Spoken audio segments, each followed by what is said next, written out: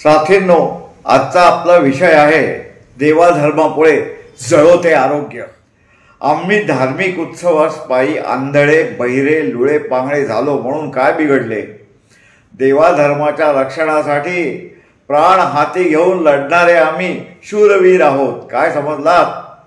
भलेही लेझरमुळे आमची दृष्टी जाईल, आम्हाला तमा नाही, कारण मुळातच आम्ही आंधळे आहोत। त्यामुळे डोळ्यात रक्त साकळले काय आणि डोळ्याच्या रेटिनाला इजा झाली काय, आम्हाला काहीही फरक पडत नाही। आहाहा, काय तो डोळ्याचे धृतराष्ट्र करणारा लेझर शो!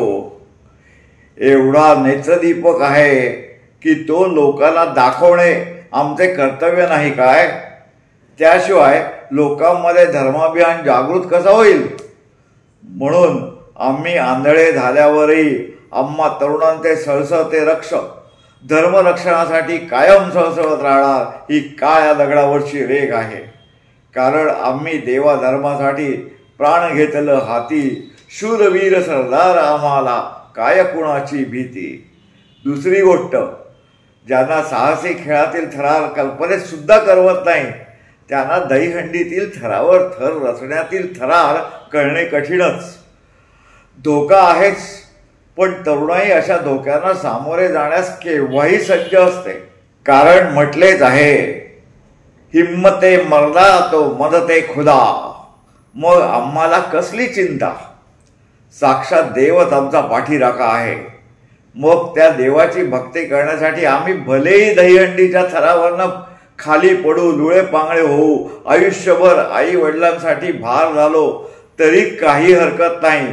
शेवटी ज्यांनी आम्हाला जन्म दिला आहे त्यांनीच आमचा भार व्हायचा, हे त्यांचे कर्तव्यच नाही का?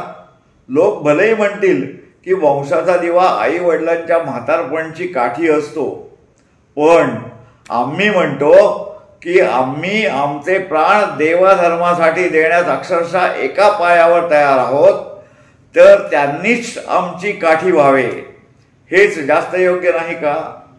तिसरी गोष्ट म्हणजे संगीताचे माधुर्य ज्यांना कळत नाही अशा अरसिकांना ध्वनिवर्धकांच्या भिंती लावून दणदणाटी आवाजाने जपून दांडाधर प्रकारच्या देवभक्तीवर गाण्यावर थिरकण्यातली मजा काय करणार?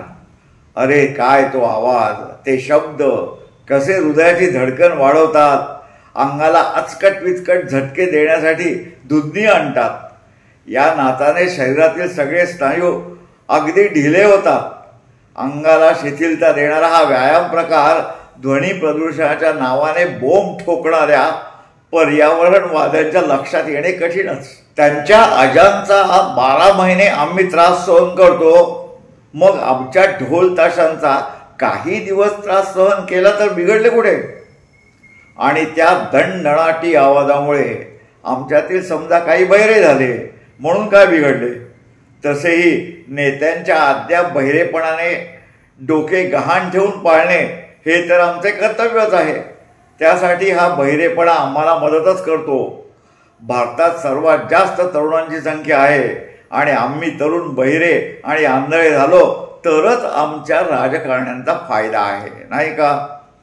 त्यांच्या भावी पिढ्यांच्या भल्यासाठी आम्ही धर्मरक्षक त्याग करणार नाही तर काय त्या नेत्यांची मुले करणार? शेवटी आम्हाला काही धर्माभिमान आहे की नाही? अरे पहा, ती म्हशी झाली, वाजवा रे जोरात, होऊन जाऊ दे। साथींनो, आता तुम्हीच सांगा, अशा या बेगडी धर्मांधांचे करावे तरी काय?